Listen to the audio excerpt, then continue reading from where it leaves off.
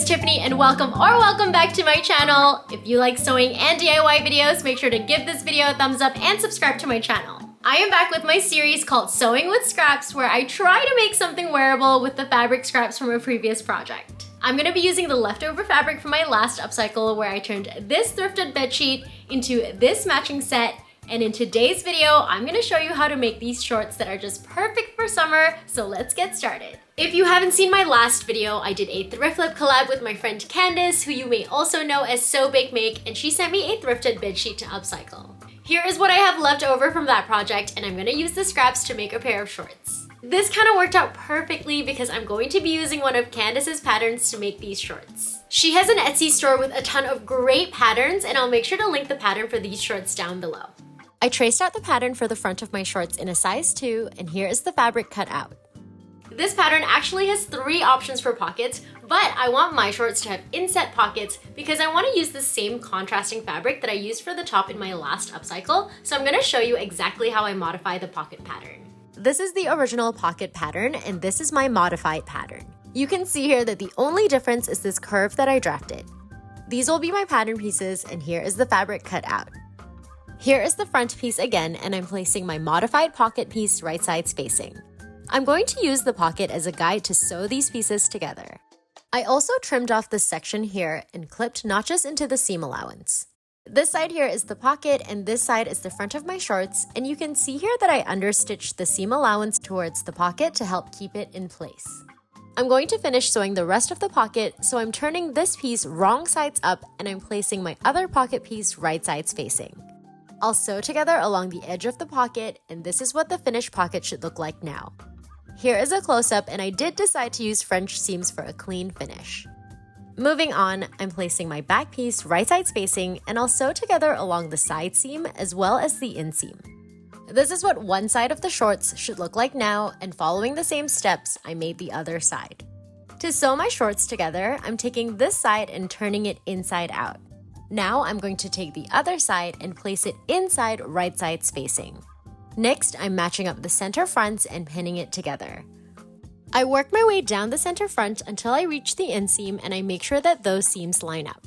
Then I pin the center back of the shorts together. Now that I've matched up the center fronts and center backs, I'll go ahead and sew these together. Here is what the shorts should look like at this point. I usually wait till the end to hem my projects, but this fabric frays so easily, so I did go ahead and hem the shorts. I'm gonna move on to the waistband now, and I decided to use the same contrasting fabric for this as well. I've already sewn the front and back waistband together, and you can see that it matches the width of my shorts and is 5 inches tall. Before I sew this to the shorts, I'm going to hem one side of the waistband. Here it is hemmed, and I did this by folding over twice and sewing. You can also do this step later, but I just find it a lot easier to hem the waistband before I attach it to the shorts. To attach the waistband to the shorts, I'm placing the end that has not been hemmed right side spacing along the top of the shorts. I work across the front of the shorts, making sure that the side seams line up, and then I move on to the back. I'll sew these together, and this is what the shorts should look like now. I also pressed the seam allowance up towards the waistband.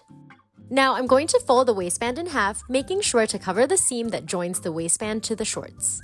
I'm folding the rest of the waistband down to show you what it's gonna look like, but I did also use my ruler for this to make sure that everything was even. I'll press this in place, and here is what the waistband should look like at this point.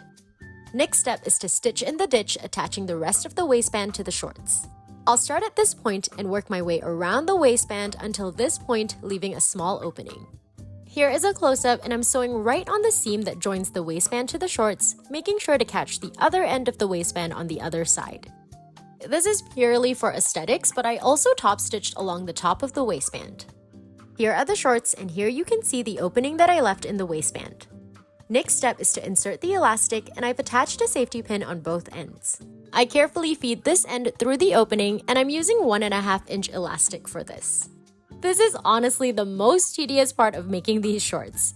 I'm just carefully feeding the elastic through the waistband, and I work my way until I reach the opening again so that this end of the elastic can meet the other end. I'll sew the elastic together, and these shorts are so close to being done. I'm just adjusting the elastic so that it sits inside of the waistband, and I'll sew this opening shut, and here are the finished shorts. I also wanted to show you that because I used French seams, the inside is so nice and clean. Here is what the shorts look like on. This was such an easy make and is a perfect summer sewing project. Of course, I had to pair it with the matching top, and I think it looks so cute together. I hope you all enjoyed this video. I love these shorts and I definitely will be making a few more pairs. Make sure you check out Candice's Etsy store so you can make a pair of your own, and I will be posting more photos of these shorts on my Instagram, so make sure you're following me there at Little Toe. If you liked this video, please give it a thumbs up and subscribe to my channel. Let me know if you're enjoying this series, and as always, thank you so much for watching.